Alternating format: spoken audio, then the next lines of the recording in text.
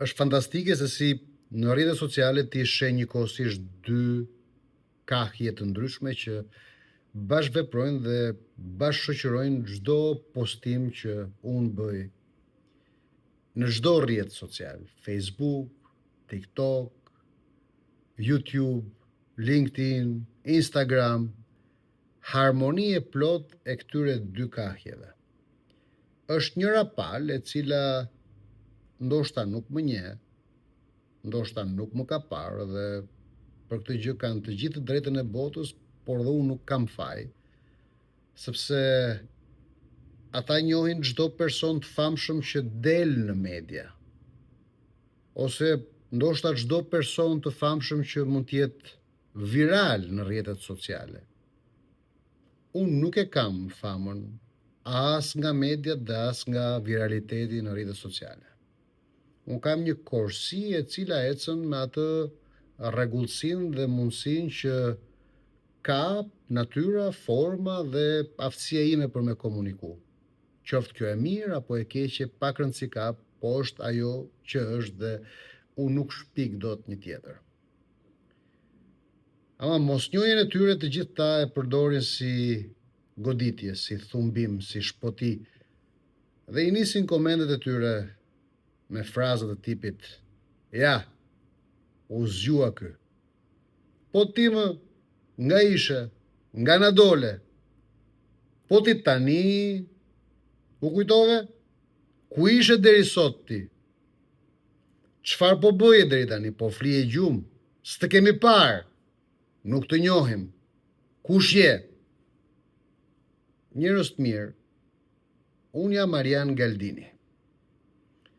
Fakti që ju nuk më njihni nuk do të thotë se unë nuk kam bërë asgjë dhe nuk kam ekzistuar para se ju të hasni postimin e radhës që unë kam bërë. Prandaj le të bijem dakord me këtë marrëveshje, me këtë pakt, me këtë ujdi. Nëse keni mundësi, po pat një video, ju lutem imagjinoni që mund të ketë dhe një tjetër. Po pat një video mesazh, ju lutem imagjinoni dhe mendoni se mund të ketë edhe tekstet shkruara. Pra është shumë e thjeshtë.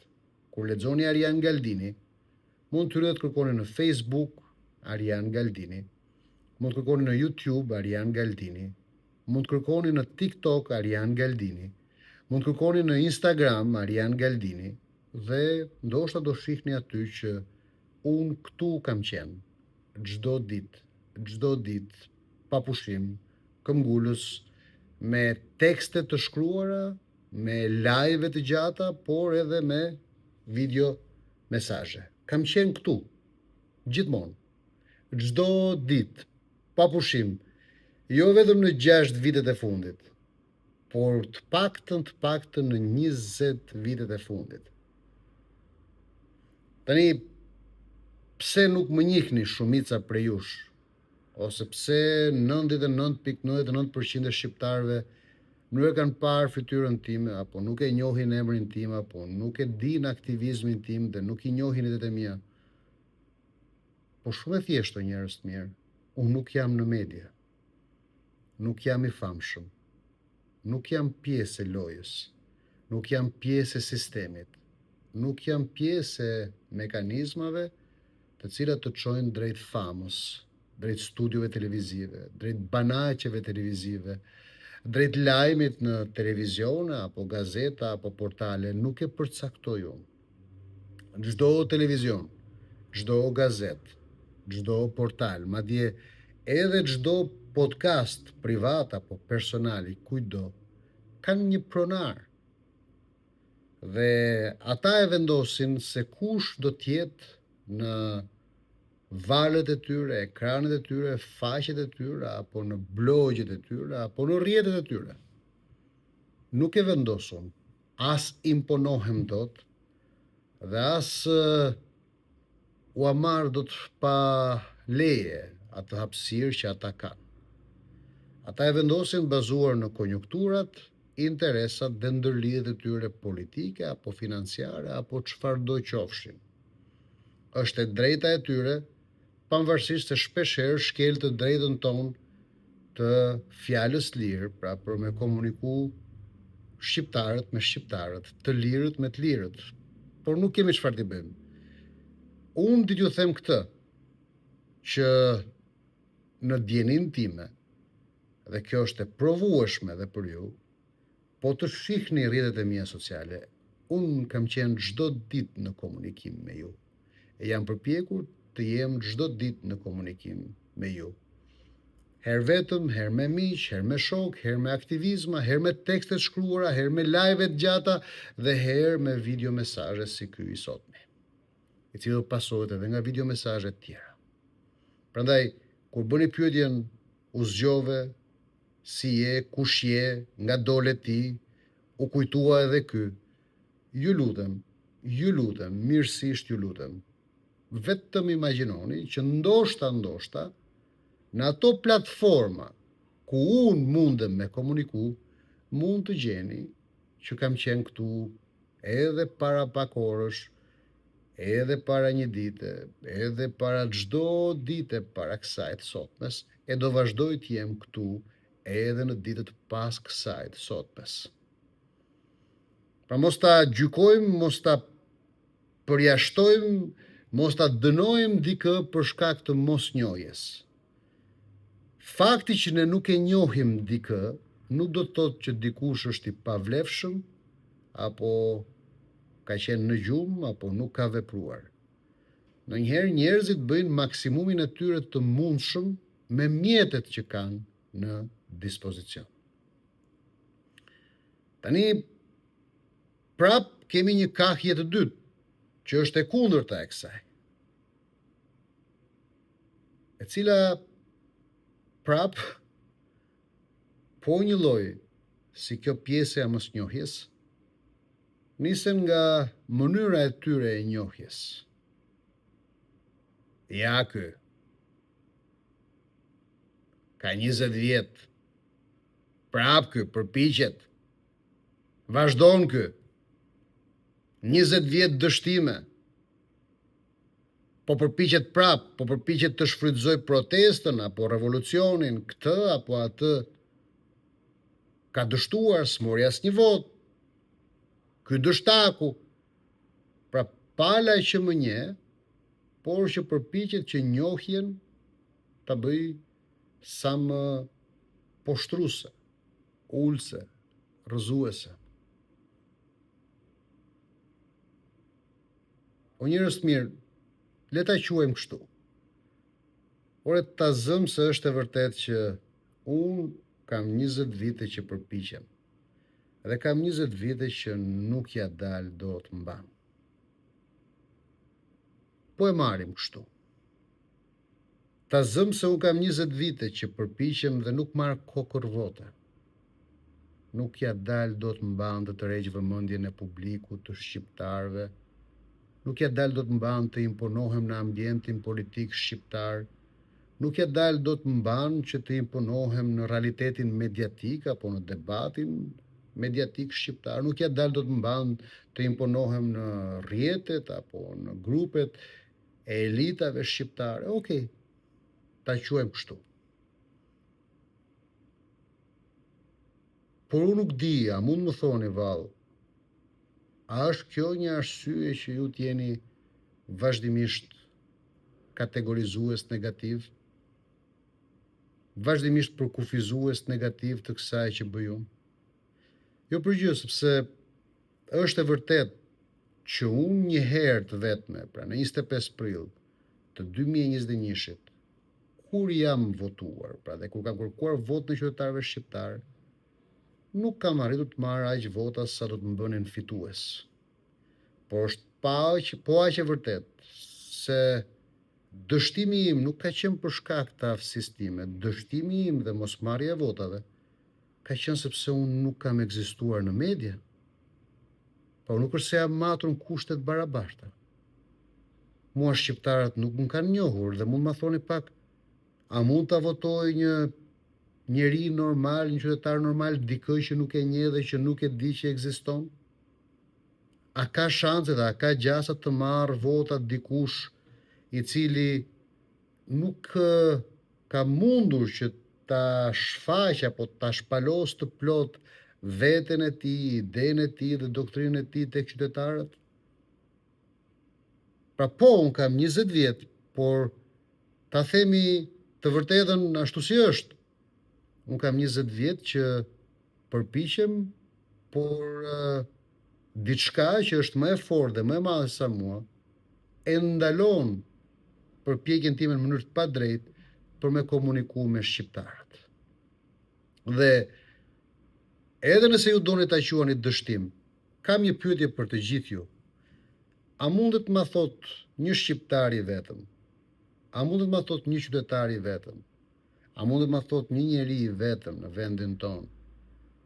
Nëse dështimi im është dëm për ju, po e marrim si të doni ju, doni të më quani dështuar, unë po e pyes. Ore, a sjell dëm në jetën tuaja dështimi im? Ajo shkakton rritje çmimesh dështimi im? Ajo shkakton rritje inflacionit dështimi im? Ajo sjell grabitje, pronash, tokash, shtëpish, gjobvënie dështimi im? Pra çfarë dëmi i sjell qoftë edhe një shqiptari dështimi im? E po ta mendoni këtë, le të shkojmë edhe pak më tutje prap. Nëse unë jam shqiptari i vetëm në historinë pas 44-s, që dështimet e mia më bëjnë dëm vetëm mua, atëherë ashtu qofsha. Sepse Shqipëria prej 44-s e deri sot ka vuajtur nga ata shqiptarë dështimi të cilëve e ka futur Shqipërinë 7 pash në ndhe, në grop. Dhe po ju bëj pyetjen tjetër që, okej, pra po pranojmë dështimin, sikurse e kategorizoni ju që mos më voton askush, por unë këm ngul, kam 20 vjet që këm ngul.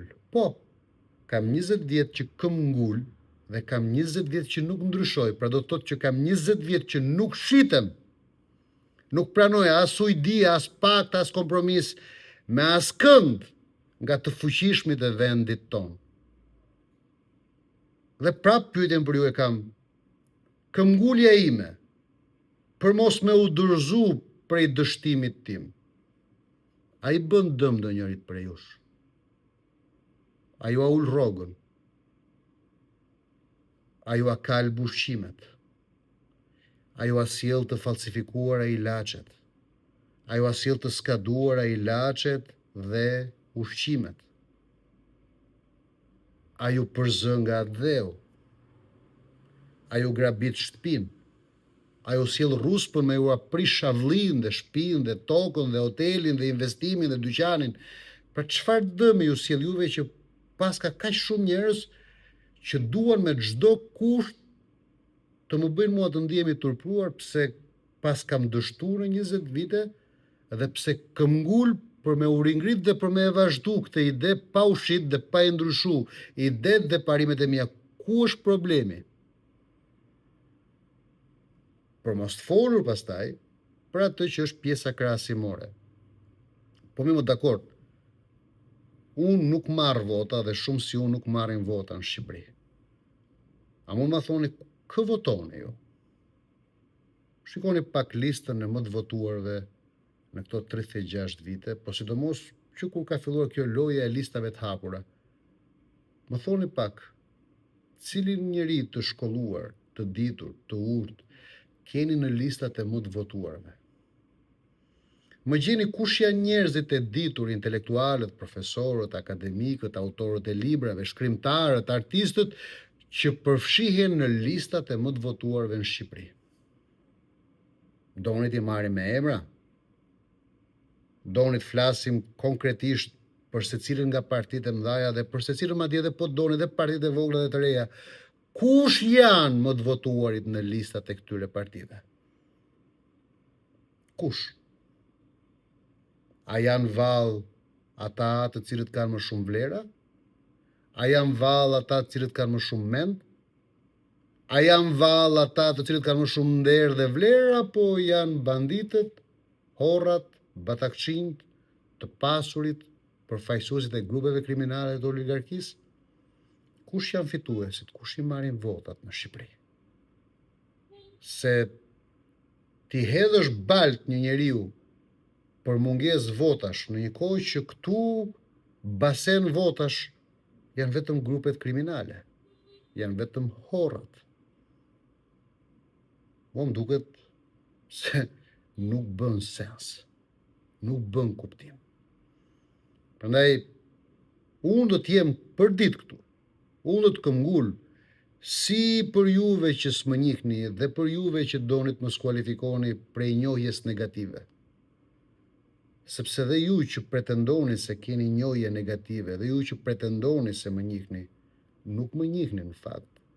Edhe ju që pretendoni se më njihni si pas porosive të partive tuaja, si pas propagandës partive tuaja, ose si pas sektësis, si përfajsis dhe njohje zigzag, her pas here, tek tu të dalë, kur të dalë, dhe ta shoh, kur ta shoh, dhe të përpiqem t'i hedh helm dhe vrerë. Por unë do t'jem këtu, sepse e kam ndarë mendjen që do të flas me shqiptarët jo deri 21 gusht për 21 gushtin, por po i ftoj shqiptarët në 21 gusht për vazhdimsinë e 21 gushtit, 22 gushtit e çdo dite më pas. Unë dua të flas me shqiptarët me këtë platformë, me këto rrjete sociale, në këtë mënyrë, për Shqipërinë mendojse. Dua të flas me shqiptarët, t'ju vi keq sa doni juve që më njihni negativisht dhe më shani, dhe juve që më shani pse s'më njihni. Unë do t'jem këtu, do flas me ata shqiptarë që duan të më njohin dhe që duan të më dëgjojnë. Sa do pak mos u shqetësoni. Unë që juve donit më paraqisni si të panjohur apo si të dështuar, nuk e kam problem fare të jem këmbgulës për me fol me atë pakic njerëzish që zgjedh për me më dëgju mua, dhe ju s'më ndalni dot. Prandaj në 21 gusht, ora 18:00, për ata shqiptarë që duan të dëgjojnë mesazhin tim dhe duan të ndërtojnë me mua një beslidhje të mirëve dhe të merituarve, unë do t'jem në orën 18:00 duke u pritur në sheshin Skënderbej. 21 gusht, ora 18:00 në sheshin Skënderbej, jo për të bërë namin, jo, por për të ndërtuar një beslidhje, për të nisur një rrugtim të ri. Faleminderit.